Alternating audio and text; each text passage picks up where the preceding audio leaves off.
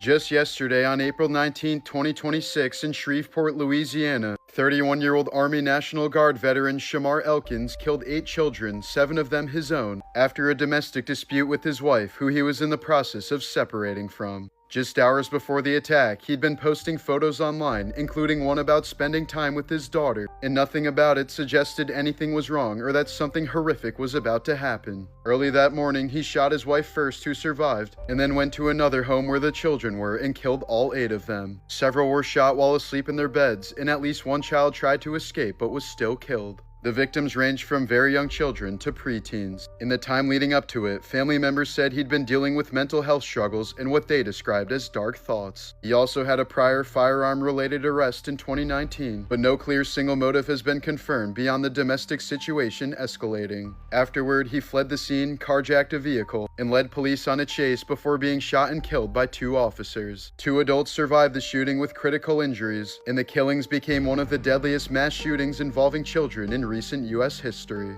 This innocent-looking photo was one of the last selfies taken of Chris Kremers and Lee Sanfroon on April 1, 2014, shortly before they vanished while hiking the El Pianista Trail in Panama. The photo was taken near the trail's end, where hikers are supposed to turn back, but for some reason, the 2 continued deeper into the jungle instead. In the days that followed, Froon's phone was repeatedly powered off and on as emergency calls were attempted. On the night of April 8th, her camera captured over 90 flash photos in total darkness. Among them is a disturbing close-up believed to show the back of Kremers' head with strands of hair lit up by the flash. It's unknown if either woman was alive by the time these photos were taken. Months later, their backpacks and skeletal remains were found scattered along the jungle, and the exact circumstances of their deaths remain unknown. In 2017, Brooke Preston was brutally killed inside her home by her longtime friend and roommate Randy Herman Jr. after he stabbed her 25 times. Herman admitted he carried out the attack, but claimed he was sleepwalking and had no memory of killing her. Investigators found no medical or behavioral evidence to support a sleepwalking episode, and prosecutors argued the number, placement, and force of the wounds showed conscious intent. The sleepwalking defense was ultimately rejected by the jury, who convicted Herman and sentenced him to prison for the rest of his life.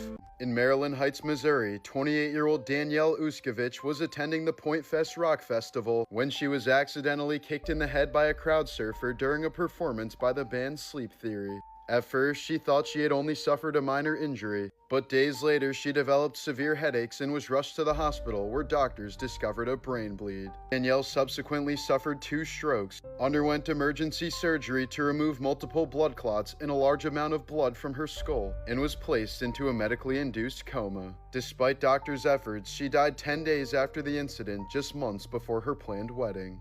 In Poland, a 35-year-old man was recently rushed to the hospital after using an axe to sever part of his own genitals in what he reportedly described as an attempt to eliminate his sexual urges.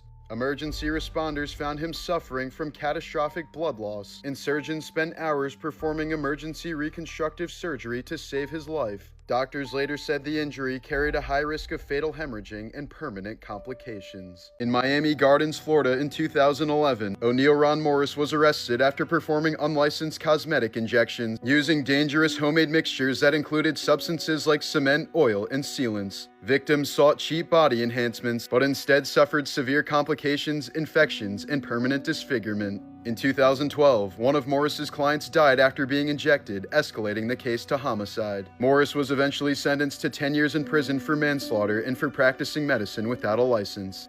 On July 1, 2016, in Louisville, Kentucky, 21-year-old Joshua Woodruff was struck by a black sedan while waiting for an Uber after celebrating New Year's. Instead of stopping, the driver kept going, dragging Woodruff's body beneath the car for nearly 6 miles along the highway. By the time he was finally dislodged onto the roadway, he'd suffered catastrophic, unrecognizable injuries from being ground against the pavement at high speeds. The driver never came forward, and despite years of investigation, no one has been held accountable. Woodruff's grieving family has continued searching for answers, left with the haunting reality that someone drove for miles knowing exactly what they were doing and chose to keep going.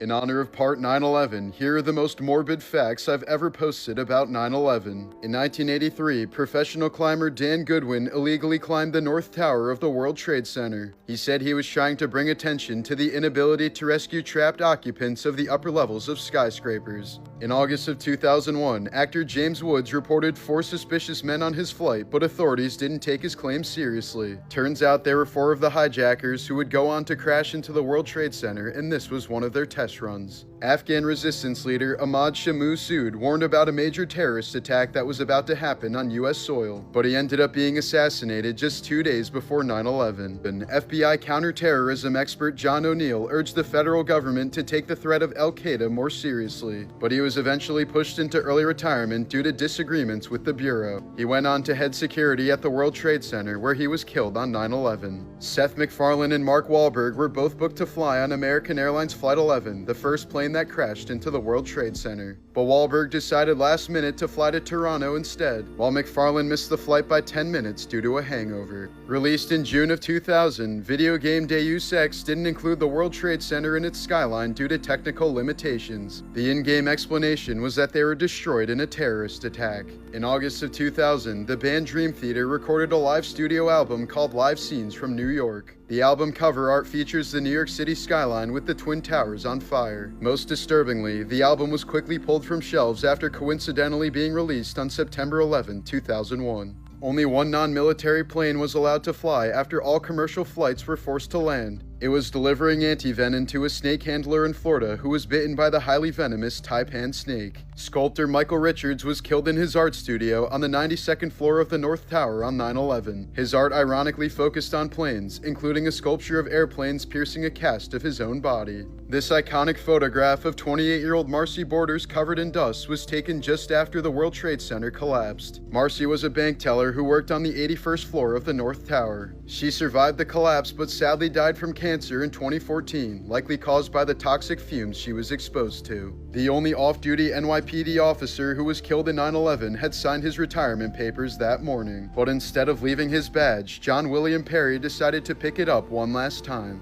Here's a photo of Porkchop the search dog receiving fluids and comfort before returning to his duties. Many 9/11 rescue dogs were becoming depressed because they weren't finding any live bodies. Rescue workers had to constantly bury themselves to trick the dogs into thinking they were actually saving someone. Tanya Head was a well-known 9/11 survivor who faked being in the South Tower during the attacks. She served as president of the World Trade Center Survivors Network for years until it was revealed she wasn't even in the country on 9/11. Known as the Meteor, this was the result of 5 floors of the World Trade Center being compressed together after the towers collapsed. It's not known if there are any human remains inside. Long after the cleanup, body parts were still being recovered. In 2006, the arm of a victim was found on the roof of a nearby bank. And as recently as 2013, fragments of human remains were discovered on top of a Manhattan rooftop more than a decade after the attacks. In 2002, a 15-year-old boy became inspired by the terrorist attacks on 9/11. He decided to steal an airplane and fly it into a building in Tampa, Florida. It ended up only damaging one office room, and he was the only person that died. Since 9/11, more than 40,000 people have been diagnosed with cancers and chronic illnesses linked to the toxic dust released when the towers collapsed, a debris cloud made up of pulverized concrete, asbestos, fuel, and materials from office equipment and lighting systems. More first responders have died from 9/11-related illnesses than on the actual day of 9/11.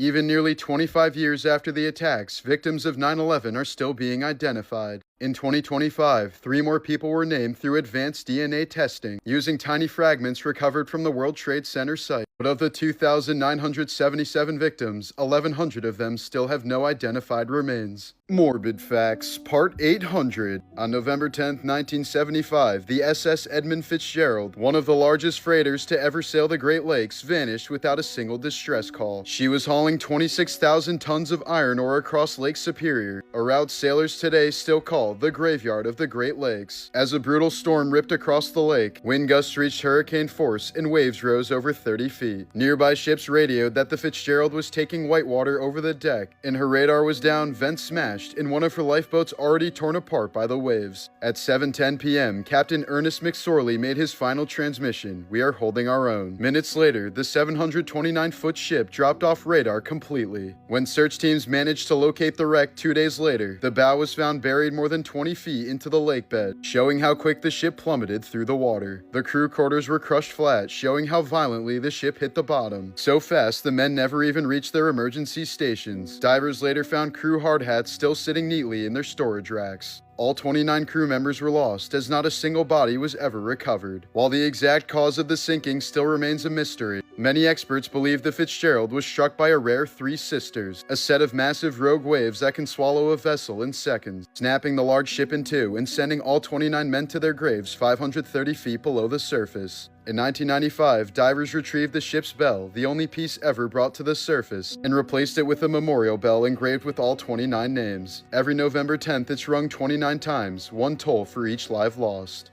This was the mask found in the home of Edward Paisnell, the serial predator known as the Beast of Jersey, who spent more than a decade terrorizing the British island of Jersey by breaking into homes late at night wearing disguises to brutally assault women and children physically and sexually. By the time he was arrested in 1971, investigators linked him to at least 13 attacks spanning 11 years. Paisnell was eventually sentenced to 30 years in prison and died in 1994. These remains belong to a man executed by the breaking wheel, a form of capital punishment used in Europe between the 16th and 18th centuries. The condemned was tied to a wheel while an executioner deliberately broke the major bones of the body one by one, usually starting with the legs and moving upward. Death was often delayed, sometimes lasting hours or even days. After execution, the body was woven through the wheel and displayed in public, left exposed to weather and animals as a warning. Discovered in Austria in 2014, this skeleton shows injuries consistent with the method and provides rare physical evidence of one of history's most horrific executions. Morbid facts about the cast of Stranger Things, Part 1. Before playing Vecna, Jamie Campbell Bower spiraled into heroin addiction and said he was 1 week away from dying. He's talked about waking up in places he didn't remember, overdosing, and losing control of his life. He eventually entered rehab, got sober, and described the experience as surviving the darkest years of his life. Before Stranger Things made him famous, Joe Keery survived a serious car accident that easily could have killed him. The car flipped and was completely wrecked, and he later said he only walked away because the airbags deployed at the exact right moment. The crash left him shaken for years, realizing how close he'd come to death before anyone knew his name. Gaten Matarazzo was born with cleidocranial dysplasia, a condition so rare it affects less than 1 in a million people. It left him without collarbones, caused severe skull and dental abnormalities, and forced him into repeated surgeries to expose impacted teeth and install prosthetics. The condition itself can cause brittle bones, dangerous airway problems, and lifelong complications. Before Stranger Things, he was rejected from audition after audition for his appearance, but the show ultimately wrote his real disorder into Dustin's character, and Gaten now uses his platform to raise awareness for those living with CCD. Jerry, better known online as Gazelle Beauty, was born with megalocornea, an extremely rare genetic disorder that causes the corneas to grow far larger than usual. The condition gave Jerry unusually large eyes from birth, leading many childhood photos to go viral because of their unsettling appearance. While often mistaken for a cosmetic trait, megalocornea is a lifelong medical condition that can be associated with vision problems, light sensitivity, and an increased risk of serious eye complications later on in life. The disorder is so rare that very few doctors will ever encounter a patient with it during their entire careers. In 2024, 26-year-old American YouTuber Elliot Eastman repeatedly told his audience he feared armed men would come for him while living in a conflict-prone region of the Philippines. After marrying a local woman and openly documenting his life, income, and whereabouts online, Eastman randomly ended one of his live streams without saying goodbye. Roughly 2 hours later, armed men reportedly arrived at his home, shot him, and abducted him by boat. Despite extensive searches, his body was never recovered, leaving his ultimate fate officially unsolved but widely presumed fatal. Eddie Murphy's childhood was shaped by sudden violence long before he became famous. When he was about 7 years old, his biological father, Charles Edward Murphy, was shot and killed during a domestic dispute involving his girlfriend. The killing abruptly removed his father from his life, leaving Murphy and his brother to grow up without him. The loss is rarely mentioned in discussions of his personal life, and Murphy himself has rarely addressed it publicly. In 2025, 35-year-old Michael Virgil died on board a Royal Caribbean cruise after allegedly being served more than 30 alcoholic drinks in a single day, according to a wrongful death lawsuit filed by his family. Court filings state that Virgil showed clear signs of severe intoxication before experiencing a violent outburst, during which he became disoriented and aggressive. Crew members restrained him as his condition worsened, and he later collapsed. Virgil was eventually pronounced dead on board, and his body was stored in the ship's refrigerated morgue until the vessel returned returned to port. The Los Angeles County Medical Examiner later ruled his death a homicide, citing acute alcohol intoxication and restraint-related factors, and his family is seeking accountability from the cruise line for alleged overserving and failures in response. In 1978, 15-year-old Mary Vincent was hitchhiking through California when 51-year-old Lawrence Singleton offered her a ride, a decision that would lead to one of the most horrific crimes in modern history. After gaining her trust, Singleton bound her with rope, brutally sexually assaulted her for several hours, and hacked off both of her arms with a hatchet before throwing her off a 30-foot cliff to die. But Mary somehow found the strength to try and survive. Naked, pouring blood, and mutilated, she packed mud into her wounds to slow the bleeding, then crawled up the steep mountain and walked for miles down a deserted road, leaving a trail of blood behind her. The first car that saw her sped away in shock, but a honeymooning couple eventually stopped and saved her life, wrapping her in towels and racing her to help. While barely clinging to consciousness, Mary gave police a description so accurate that it led to Singleton's arrest within days. But despite the unimaginable brutality of his crime, Singleton served only 8 years before being released on good behavior. And just over a decade later, he struck again just like Mary said he would. In 1997, police found the body of 31-year-old mother of 3 Roxanne Hayes inside his home, stabbed multiple times and left in a pool of blood, murdered after he lured her inside under false pretenses. Singleton was convicted of first-degree murder and sentenced to death, but died of cancer in prison in 2001 while awaiting execution. Mary survived, learned to live with prosthetic arms, and became an artist and advocate for victims' rights.